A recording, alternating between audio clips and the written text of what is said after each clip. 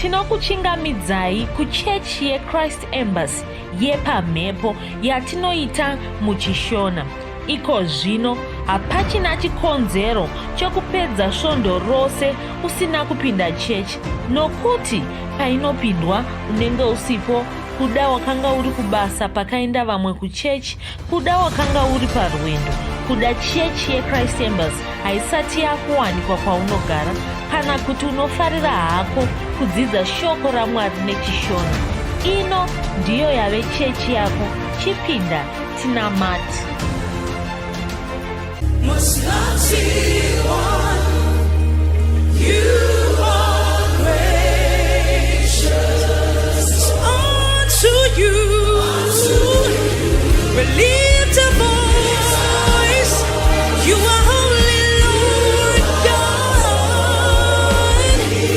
You're the precious Lamb, most mighty one. You are gracious, Lord, and it's unto you we lift a voice. You are holy, Lord God. You're the precious Lamb, most mighty one. You are gracious, Lord, and it's unto you we lift a voice. Yes, you are holy, Lord God. You're the precious Lamb, most mighty one. You are gracious,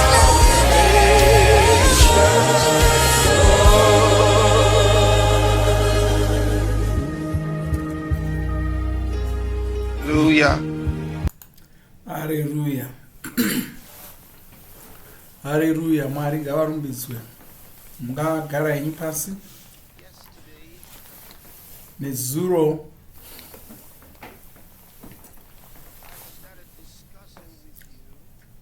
ndakatanga kutaura nemi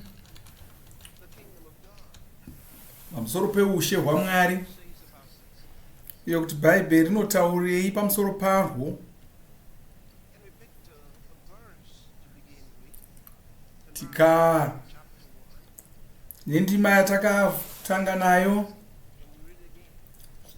ngaitiverenge zvekare Mariko yokutanga ndima 14. Johani akazosungwa, Jesu akabva vasvika muGarirea, vane shoko ravakanga varidzidzisa vanhu. Shoko iri rakanga rakanaka, raiva shoko reushe hwaMwari. Vakauya vachiparidza, vachidzidzisa vanhu pamusoro peushe hwaMwari. Ndikati ushe hwaMwari hwacho chii? Zvinorevei? Mashoko iwayo anorevei?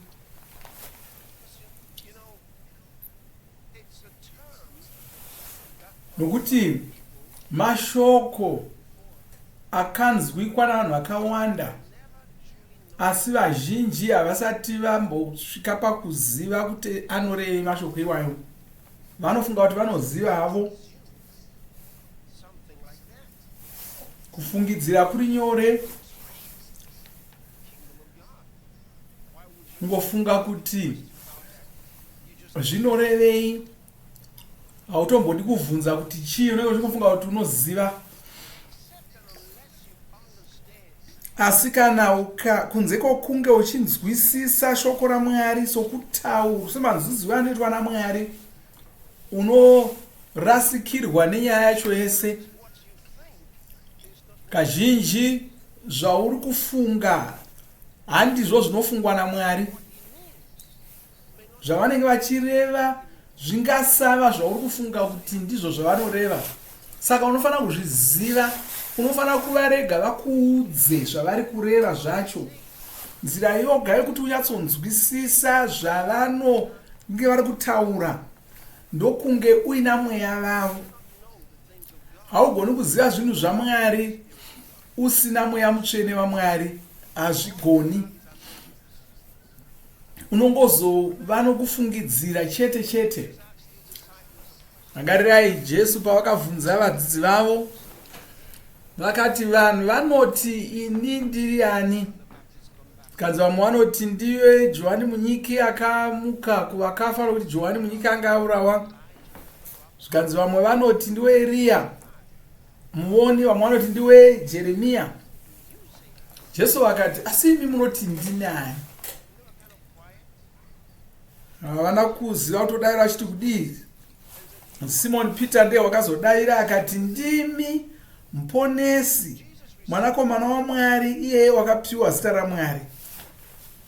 Jesu vakadavira nenzira yaishamisa vakati nyama neropa hazvizvo zvakuudza, Baba vangu ndo vakuudza mhinduro yawandipa iye. Kureva kuti hauna mamwe maziviro aungadero waita kunze kwokunge Mwari vakuvhurira. Nemhakei nokuti unoona mashoko okuti mwanakomana waMwari haawirirani nezvinongafungwa navanhu, akasiyana nekuti uyu mwana wavachakuchichi.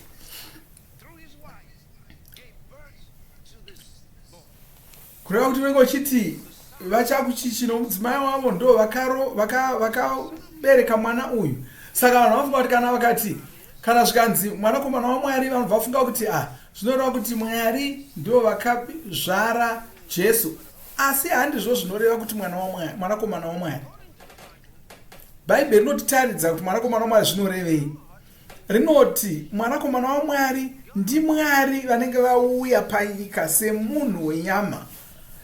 NdiMwari vanenge vauya kwatiri vari munhu wenyama. Ndiye mwanakomana waMwari iyeye. Ndo zvinoreva mwanakomana waMwari.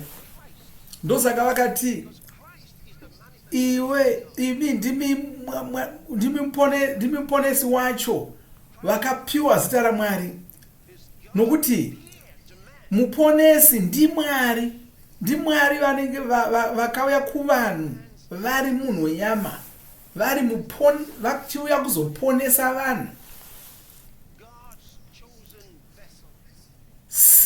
Sandiwo mudziyo waMwari wakasarudzwa naMwari kuunzira vanhu ruponeso. Saka Peter paakataura kudaro, Jesu vakabva ati nyama neropa hazvisizvo zvakuudza izvozvi, Baba vangu ndo vakutaridza izvozvo, nokuti hauna nzira yokuziva zvinhu izvozvo. Kazhinji zvatinofunga zvinosiyana nezvinonge zvichifungwa naMwari. Vantu kwanzi nzira dzangu dzakasiyana nedzenyu, pfungwa dzangu dzakasiyana nedzenyu. Kuti uve nemafungiro aMwari unofanira kuva namweya waMwari. Izvo zvakakosha. Saka takatanga kutaura pamusoro paizvozvo nezuro, sanangura kuti ushe hwaMwari zvinorevei, chitora semarevere avo ivo. Ndikakutsanangurirai kuti izvozvo zvinorevei kuti ushe hwaMwari. Ndakati ushe hwaMwari upenyu huya hunotungamirirwa nemitemo yaMwari. Muchirangarira here izvozvo? Tungamirirwa nemitemo yaMwari. Mitemo yacho inofanira kunge ichibva kuna Mwari, haifaniri kunge iri yepanyika pano, haifaniri kunge ichibva kuvanhu. Nerudo rwaMwari nekururama kwaMwari.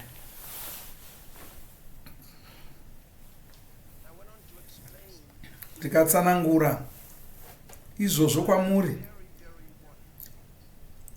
tikatsanangura sei zvakakosha, tikati mitemo yaMwari iyi tinopiwa neBhaibheri, Ruvimbo, Tariro NeRudo. Kuvimba neshoko raMwari. Nokuti vanhu vanovimbawo namazano avo, vanovimbawo namazano avo. Kana uchida kuziva kuti vanhu vanovimba namazano avo, tarira zvinhu zvavakagadzira zvokutaridza kuti vanhu vane mazano avo vanovimbawo nawo. vanovimba namazano avo vangani venyu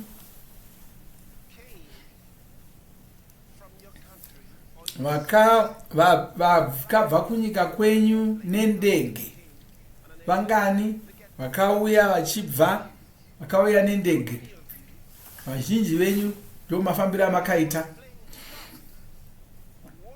vangani venyu vakati ndege isati yasimuka vaida kutanga makambotanga maona kuti wakanga achibhurusa ndege yenyu wanga ana mapepa akakwana here hapana mumwe wenyu wakatarira izvozvo makangopinda mukatoti ndizvozvo handei ndivanani venyu vakavhunza pamakapinda mundege imomo mukati muchafamba nenzira ipi ndoda kutanga matadza nzira yamuri kufamba nayo kuti munyatsoziva kuti muri kuenda kwamuri kuda chaiko chaiko wakatarira here kuti uri kuenda nenzira kwayo waingovimba nemaitirwo azvaitwa waingovimba namazano evanhu iwayo kana pane aizokuvhunza murimo mudege wokuti murienda kupi waingoti handiri kuenda kuLagos chero usingazivi kana kuti kuLagos vakunoendwa nepi wakavimba nemazano evanhu kavimba nezvavakakuudza wakavimba zvavakakuudza izvozvo saka tinovimba namazano evanhu kakanyanya usati wagara pawakagara ipapo watanga wamboongorora here kuti chigaro ichocho chogona kutakura tinoziva kuti dzimwe nguva vanhu vanogara pachigaro chodonha nokuti chinenge chakafa asi hatitangi tatarira saizvozvo saka tinovimba nezvinhu zvakagadzirwa navanhu nemazano evanhu mitemo mitatu iyoyo iri muvanhu nguva dzose Ruvimbo, Tariro. Vazhinji venyu makaenda kuchikoro muchitarisira kuti muchapedza zvidzidzo zvenyu mugoshanda. Itariro iyoyo, itariro. Paunoenda kunovata manheru, unovhara mikova yako, wotarisira kuti uchamuka mangwana, unoudza shamwari dzako, woti regai tigotaura mangwana. Itariro iyoyo. Unoziva sei kuti muchataura mangwana? Unoziva kuti kuna mwakavata wakasamuka. Siwo unotariro yokuti ndichakuona izvozvo rinouya. Woronga kusangana nevanhu kana kuronga mutambo wauchaita mwedzi miviri, mushure mwedzi miviri nobhadhara mutero wemba yako uchiti ndichagara pano pamba kwemakore 2, motonyorera pasi ndichagara kwemakore 10. uri kutotarisira kuti makore 10 unenge uchingoripo, uri kutaridza kuti une tariro yevanhu. Ndosaka vanhu vachienda kuzvipatara vanovimba kuti vana chiremba vachavabatsira vapore, asi tinoziva kuti kuna chiremba vakasiuraya vanhu. Wakambonzwa here pamusoro pevana chiremba vakaita 2 yokuuraya vanhu? KuBritain vaivako, kuAustralia tinovanzwa chiremba ari kushanda muchipatara asi aine 2 yokuuraya vanhu arimo.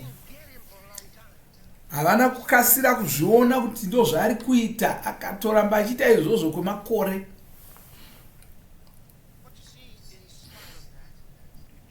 Asi kunyange zvakadaro tinongovimba navanhu, tinongovimba navanhu zvakadero.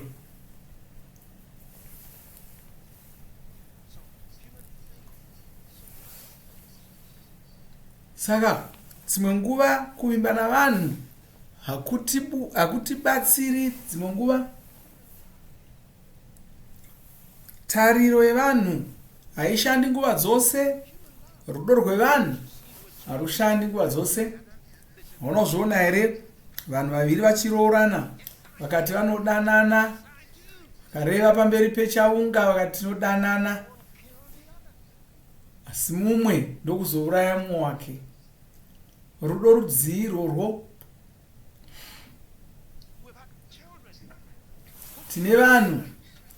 Tine vana vakauraya vabereki vavo.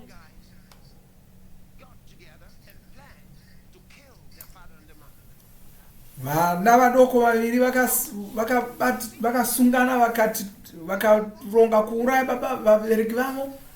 Vari vana vadoko vakauraya vabereki vavo zuva rimwe chete.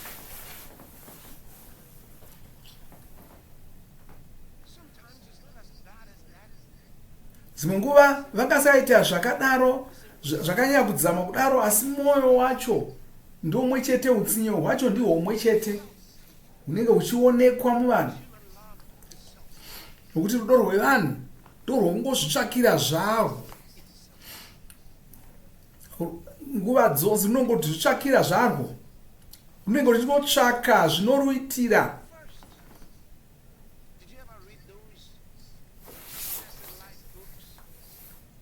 Wakamboverenga here magwaro aya anotaura pamusoro pokubudirira, achida kudzidzisa vanhu kuita mari? Chimwe chavanotaura vanoti tanga wazvibhadhara,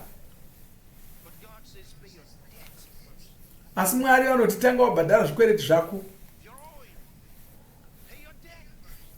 Kwai kana une zvikwereti tanga wabhadhara zvikwereti zvako. Kwai wakashata chete ndiye unokwereta asingadzoreri. Mafungiro aMwari akasiyana.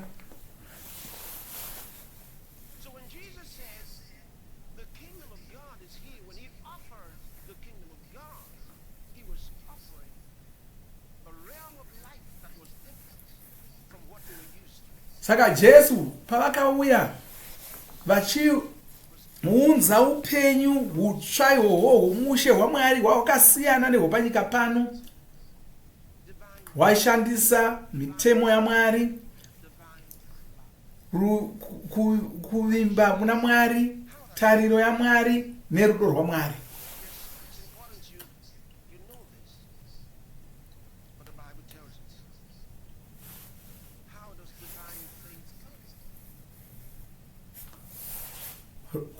Kuvimba naMwari kunobvepi? Vatarira muna vaRoma 10.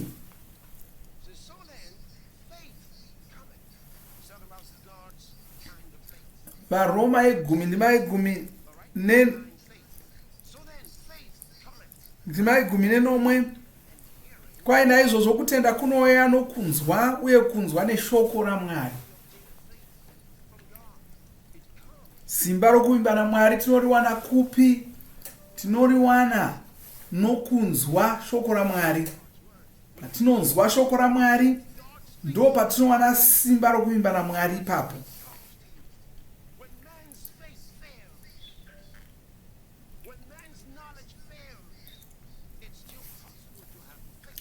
Kana zvisaiti kuramba uchivimba navanhu, ruzivo rwavanhu husashandi,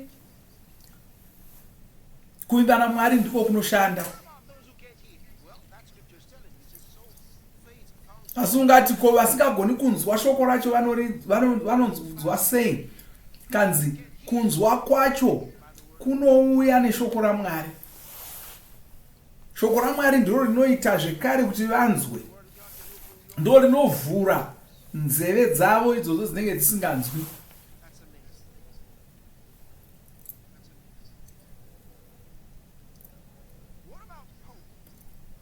Ko tariro inouya sei?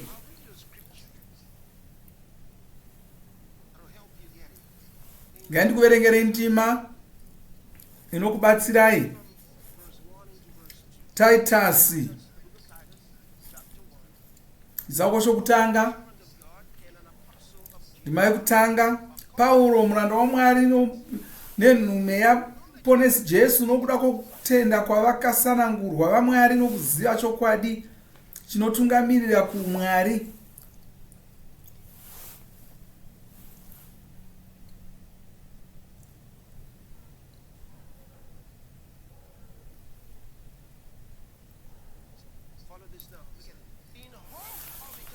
kutenda nokuziva kunobva patariro.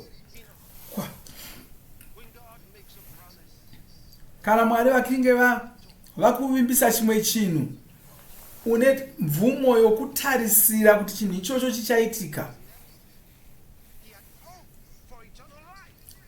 Wanga ane tariro yokuti upenyu hwevamwari huchauya hwavakanga vavimbisa nyika isati yavambwa.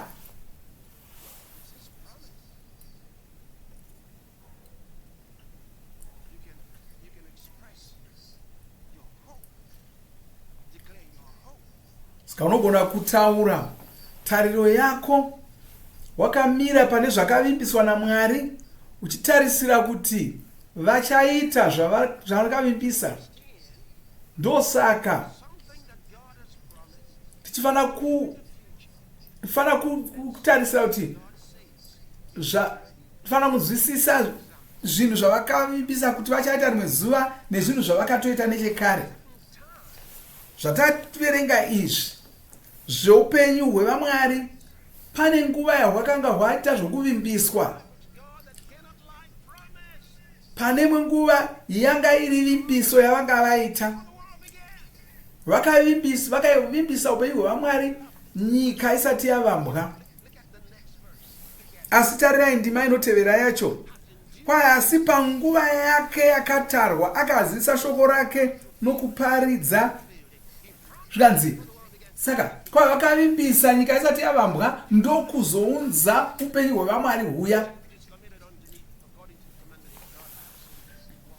Haleluya. Paulo waiziva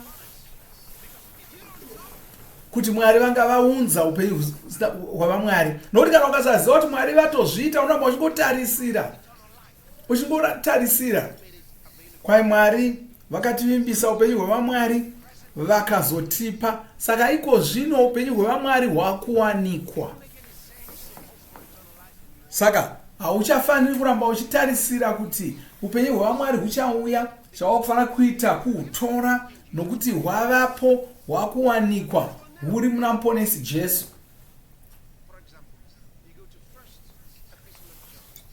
Kaenda kutsamba yokutanga yaJohani chitsauko 5 vapandima 11 chete. Kwaive uku ndiko kupupura kuti Mwari wakatipa upenyu husingaperi. Vakatotipa, vakatoita zvavakavimbisa. Vakanga vambovimbisa, asi nguva payanga yakwana vakazoita zvavanga vavimbisa zvacho. Jesu pavakauya panyika pano vakauya ndopavakaunza upenyu hwevamwari. Saka kwanzi vakatotipa upenyu hwevamwari. Havasi kuzotipa hachisi chinhu chatiri kufanira kunamata kuti tiwane. Kwai takatochipiwa. Vakatozviita. Vakatotipa upenyu hwevamwari. Upenyu uhu hunowanikwa mumwanakomana wavo. Uyo ana mwanakomana waMwari ano upenyu hwaMwari, wawe ropa raMwari. Asina mwanakomana waMwari haana upenyu uhwu. Zvinoshamisa.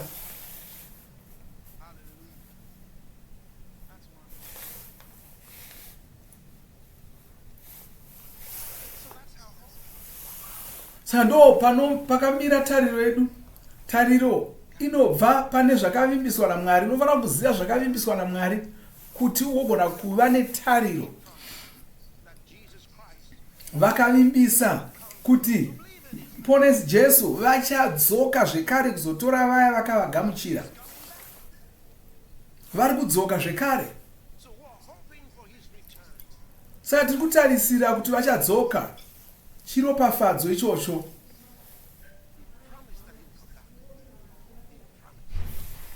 Nokuti vakavimbisa kuti vachauya. Haleluya. Tikatoona kuvimba neshoko ravo titarisira kuti Jesu achauya. Saka rimwe zuva uye zuva racho rapedo. hwamanda yaMwari icharira. Bhaibheri rinoti kwanzi vakafa vari muna muponesi ndo vachatanga kumuka. Isu tinenge tiri vapenyu tichabvutwa tonosangana naShe mumhepo. Bva ipapo tinezenge tava naShe nokusingaperi. Zuva iroro riri kuuya. Zuva iroro riri kuuya. Haleluya. Saka takataura pamusoro pekuvimba naMwari, netariro yaMwari, nerudo rwaMwari. Ko rudo rwaMwari runouya sei? Rudo rwaMwari rwakasiyana norudo rwevanhu. Rudo rwaMwari runobva kuna Mwari pachavo. Svakangoitawo ruvimbo rwaMwari netariro yaMwari. Muna vaRoma 5 ndima 5 yandikuverengerei. Kwave tariro hainyadzisi nokuti Mwari akadurura rudo rwake mumwoyo yedu kubudikidza naMweya Mutsvene uyo waakatipa. Tariro hainyadzisi, haitinyadzisi nokuti Mwari vakadurura rudo rwavo mumwoyo medu kubudikidza naMweya Mutsvene waakatipa. Saka unowana rudo rwaMwari kubudikidza naMweya Mutsvene ndo vanokuunzira rudo rwaMwari, ndo vanorudira mauri. Mwari vakadurura rudo rwavo mumwoyo yedu vakatuma Mweya Mutsvene kuti vaite izvozvo. Haugoni kuwana rudo rwaMwari kunze kwokunge warupuwa naMweya Mutsvene. Kusvika Mweya Mutsvene vadirura rudo irwo rwomauri, unozonge uchingori nerudo rwevanhu rune chindini.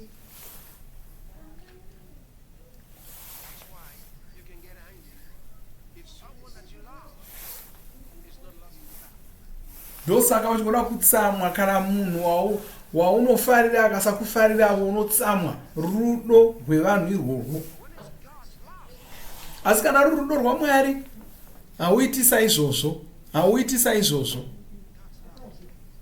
Rudo rwaMwari rwakasiyana naizvozvo. Ndosaka Jesu vakagona kutifarira. Kwai neBhaibheri takanga tichitori vatadzi, ponesi Jesu nobva wotifira. Kwete patavagamuchira, asi tichiri kuvavenga havana kutifira nokuti tanga tine mwoyo yakanaka. Asi kwai tichitori vatadzi, ponesi ndo pavakatifira ipapo. Tichiri vatadzi, ponesi ndo pavakatifira.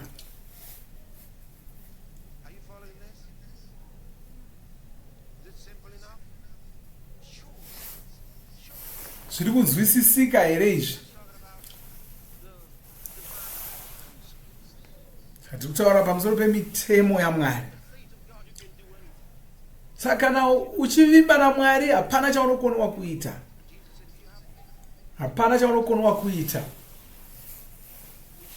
Kana uchivimba naMwari hapana chaunokoniwa kuita.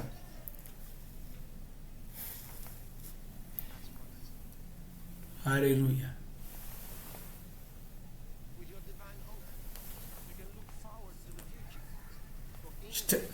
Uine tariro yaMwari unogona kutarisira zvinhu chese chawada.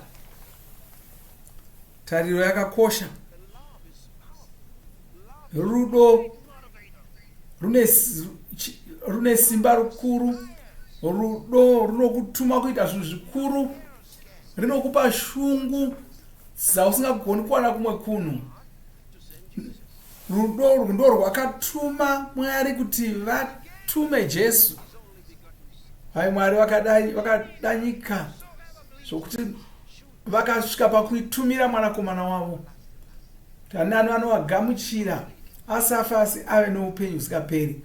Rudo ndo rwakatuma Mwari kuti vaite izvozvo. Hazvishamisi here izvozvo? Vakatumwa nerudo.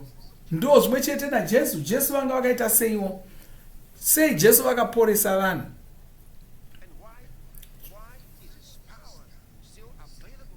Uye nemhakei simba ravo richingoripo nanhasi richiporesa vanhu. Ngakutaridze imwe nyaya iri muBhaibheri.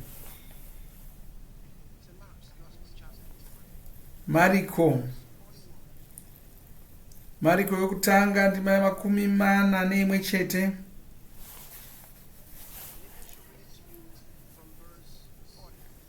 Darega itange pandima 40. Mumwe murume akanga ane maperembudzi akauya kwaari akapfugama. Murume waiva namaperembudzi. Murume wakanga azere maperembudzi akauya akapfugama akamukumbira zvikuru achiti, kana muchida munogona kundinatsa. Kwai kana muchida henyu munogona kundinatsa. Munogona kundinatsa, munogona kundiporesa, munogona kundichenesa. Dzimwe nguva vanhu vanoda kuziva kuti Mwari vanotomboriwo neshungu zokuda kundiporesa here. Ndongotarisirawo here kuti rimwe zuva vadzora mwoyo vachandiporesa. Ngatitarudze zvinotaurwa neBhaibheri. Kwakauya murume namaperembudzi akati, kana muchida munogona kundinatsa.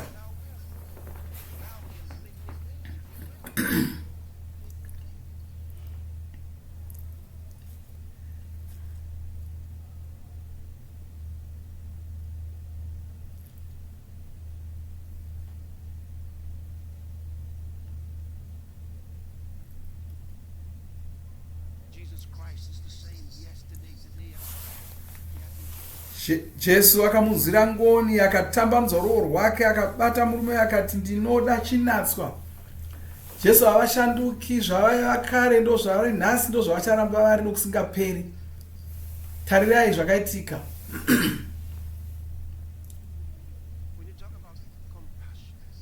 Chitaura pamusoro pemutsa. Mutsa rudo rwakadzama. Tarirai zvakaitwa naJesu apa. Kwai vakamunzwira ngoni, vakatambanudza ruoko rwavo vakamubata, vakati, ndinoda chinatswa. Jesu vakati, ndinoda, zvikanzi natswa. Zvikanzi pakarepo maperembudzi akabva paari uye akaporeswa.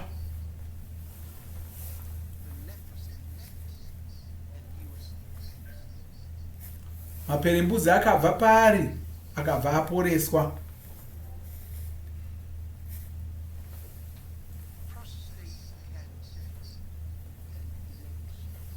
Uyu ane nhuta uye pfungwa dzake dziri kupota dzirasika namakore 65.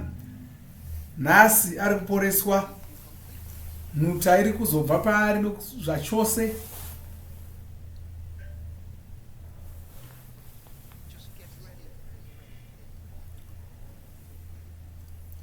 Ngogadzirirai chete kupora. Haleluya. Chetatu chandakakuudzai nezvacho.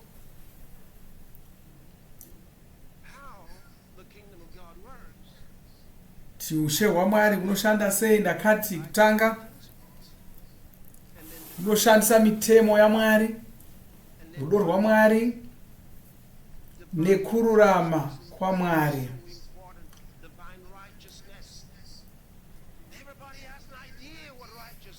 Munhu wese ane mafungira, manzwisira anoita kururama. Muone manzwisira anoita kururama.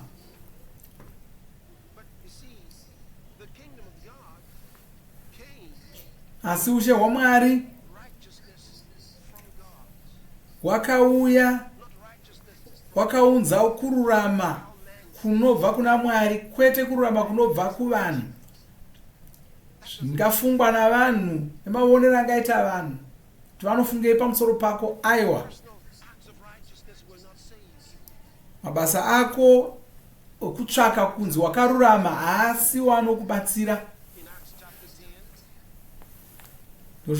Tozona muna mabasa ya 10 uvereka pamusoro paCornelius muuto wechiroma. Ngativerenge nezvake.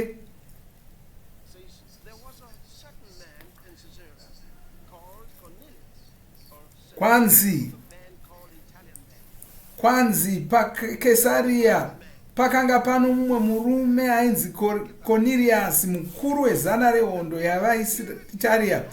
Iye nemhuri yake vakanga vakazvipira uye vatya Mwari. Aipa kwazvo kuna vanoshayiwa uye ainyengetera kuna Mwari nguva dzose. Can you imagine that? Munozviona here izvi? This man was a good man. Murume uyu wanga akanaka chose.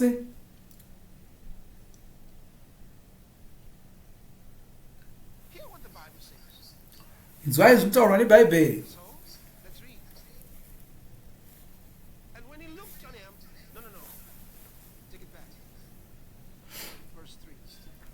Ndima yetatu. In verse 3, you see, he saw in a vision evident. Mumwe musi panguva inenge yechitatu masikati akaona chiratidzo. People who think that God Izvi ndozvidai zvida. amazing things at night, you know. Kuna vamwe vanofunga kuti Mwari vanongoita zvinhu zvikuru manheru chete. And so on. Unoda kumirira kuti kusvibe kusati vakuonesa zvinhu mumweya. Talk to some people. Dzimwe nguva Mwari chikonzero vachitaura navanhu, Mwari vachitaura navanhu manheru nyaya yekuti vanenge vaswera vachingomhanya vasingapi Mwari nguva.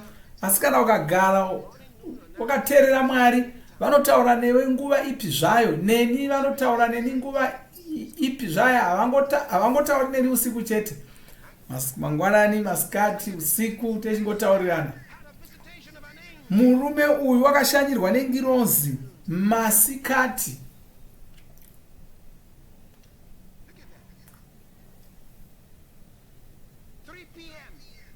Masikati. Zuva rorotanga kurorereka kudai. The 9th hour of the day, an angel of God coming. Ngirozi ndo payakauya ikamushanyira ikati kwaari, Cornelius. And when he looked on him, Cornelius akatarisa kwaari achitya akati, chinyiko Ishe? Ngirozi ikapindura akati, nyengetero yako nezvipo zvako kuvarombo zvakwira kudenga sechipiriso chechirangaridzo pamberi paMwari. Zvinotuma vanhu kuJopa vandodana murume anonzi Simoni achinziwo Peter. Ari kugara naSimoni musuki wematehwe ane imba iri pedyo negungwa. Ndiye achauya achikuudza zvaunofanira kuita. Izvi zvinoshamisa. this man Murume uyu been serving God, wanga ari kushumira Mwari, serving, like, you know, helping people, praying to God, always. achibetsera vanhu. And then an angel comes to him and says, your prayers have been heard by God. Ngirozi ndokuuya zvikanzi minamato yako yanzwikwa naMwari. Zvipo zvako zvawaipa varombo zvagamuchirwa. Been doing. Kanzi Mwari vaona zvakanaka zvawanga uchiita. Zvikanzi chituma vanhu kuJopa munodana Simoni Peter, ndiye achakuudza zvokuita. Let's read some more of it. You go to chapter 11, Acts chapter 11, Toenda kuna chitsauko che11 chete. verse 13. Toverenga kubva pandima ye13. Now Peter tells the same story, okay? What Cornelius said to him. And he showed us how he Kwayakatirondedzera maonero akanga aita Ngirozi mumba make, uye akati, tuma vanhu kuJopa kuna Simoni anonzi Peter. Ndima ye14. Iye achakuvigira shoko richaponesa iwe neveimba yako vose. Nezvose zvaanga achiita zvokupa varombo nokunamata, awanga asina kuponeswa. then said unto him, send men to Joppa and call for Simon. Kanzi inda unodana Peter, ndiye uchakuudza mashoko achakuponesa. So his goodness didn't say this. Saka kunaka kwake hakuna kumuponesa. Tsika dzake dzakanaka hazina kuponesa, minamato yake haina kumuponesa. God said, send for Simon Peter. Kanzi inda unodana Peter, Tell you word. kana auya ndiye achakuudza mashoko achakuponesa. Mashoko. Salvation comes by words. Poneso runouya namashoko.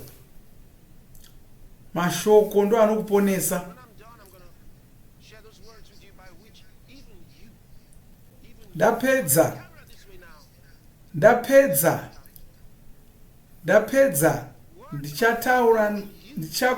ndichataura mashoko kwauri achakuponesa. Unofanira kunzwa mashoko iwayo, so kungonzwa mashoko akaita Cornelius kuti agoponeswa, akaponeswa. Zvakakosha. Praise God. Yes. That's how salvation goes. Ndo mawira anoita ruponeso. Haruunzwi namabasa ako akanaka. Inda kuna Titus yetatu And go to verse 4. We'll read from verse 4. ndima yechina kupinda mundima yeshanu. Asi pakaratidzwa ngoni norudo rwaMwari muponesi wedu, akatiponesa, kwete nokuda kwezvinhu zvakarurama zvatakaita, asi nokuda kwetsitsi dzake akatiponesa, kuburikidza nokuberekwa patsva nokuvandudzwa naMweya Mutsvene. Asi mabasa ako aunoita kutsvaka unzi wakarurama haasiwo anokuponesa. Saka Bhaibheri rinotiudza His righteousness kururama kwavo hakuna kufanana nokururama kwavanhu. Hakuna kufanana nokururama kwavanhu. Hakuna kufanana nokururama kwavanhu. in Romans chapter 3, Varoma yetatu 21, ndima 20 tells us. And I nemwe chete. the NIV because Tarirai zvinotaurwa neBhaibheri. and it's an important expression, it's an important difference. It says, but now a righteousness of God, Kwai asi zvino pane kururama kwaMwari righteousness that was based on the law, kwakaratidzwa kunze kwomurayiro, nokuti kwakuno kumwe kururama is a righteousness kwakauya nomurayiro. Kune kururama kwakasiyana siyana muBhaibheri. Kune kururama kwavanhu kwavanoita vachitsvaka unzi vakarurama, obeying the law. kururama kwavanotsvaka kwavanowana nokutevera mirayiro. Asi kune kumwe kururama kunobva kuna Mwari. But now a righteousness from God, Ndo kuri kutaurwa kunzi pano kumwe kururama kunobva kuna Mwari kusingauyi nomurayiro. Kururama kunobva kuna Mwari kusingauyi nomurayiro ndo kururama kwoushe hwaMwari kuri kutaurwa kwaitaurwa naJesu.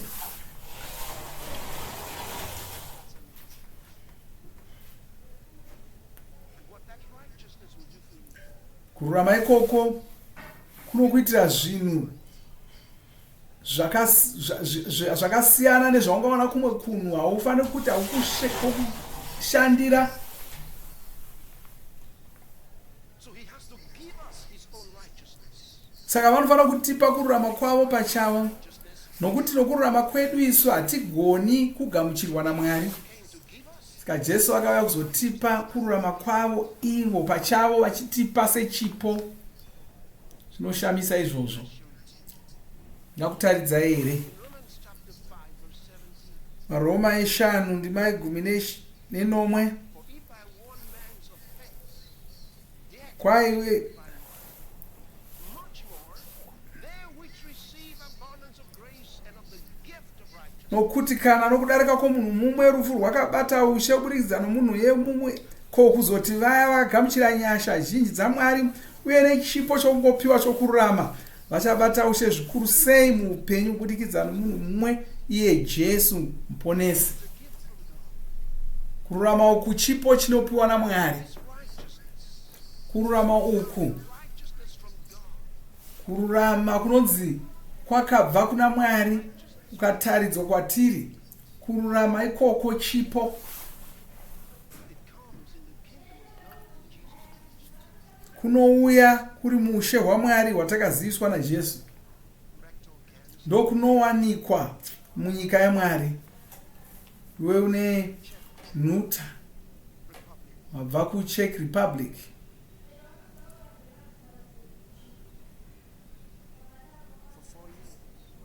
Wana makore mana uchirwara. You will be healed today. Uruzoporeswa nhasi.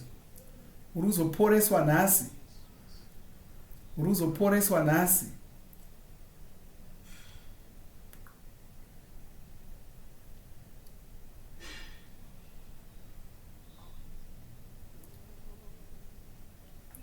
Hallelujah.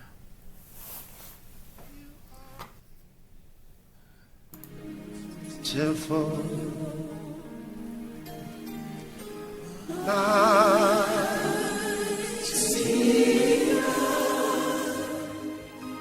Prince of Peace, Lord of Lords, God, you are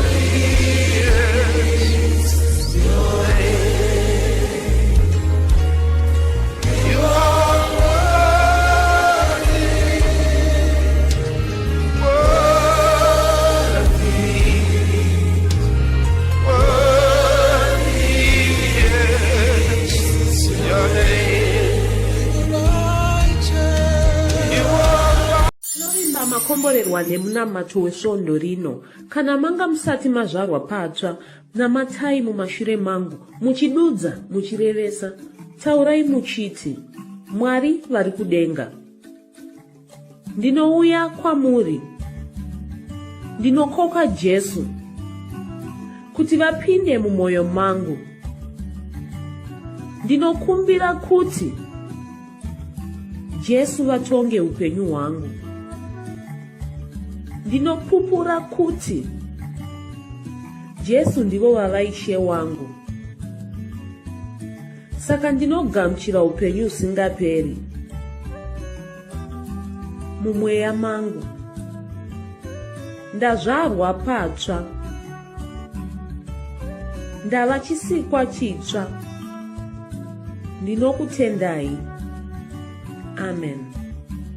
Makorokoto mazvarwa patsva, tinokugamuchirai muchechi yeChrist Embassy. Titumirei zita renyu nekwamunogara. Munogona kutumira iri SMS kana WhatsApp pa 0772 166 928 kana kutuma tsamba pa shona@gmail.com. Muchida kupa mpiro yenyu neEcocash, rovai namba *151*2*6*58225# motevera zvinenge zviri kutaurwa neEcocash ipapo. Kana muine nhare dzemazuva ano, munogona kushandisa KingsPay kupa mpiro yenyu. Shandisai kodhi inoti TNIOG nemavara makuru. Tinoda kukuzivisai zvinotevera. Tinokurudzira kuti musadarikwe nezvidzidzo zveRhapsody. Zvidzidzei kuti shoko riwande mamuri, mugone kumirisana nezvinhu zvinonetsa muupenyu. Munamato uno munoubata paWhatsApp, paRadio, paYouTube panoti Shona Online Church. Tinokumbira mutizivise kana muri kutibata pane imwe yenzvimbo idzi. Kana pari painternet, munogona kunyoresa muchitipa zita renyu. Kana pari paWhatsApp, tinyorerei tigopota tichikutumirai zvimwe zvidzidzo, kana kutitumira SMS pa 0772 166 928. Ivai nesvondo rakanaka.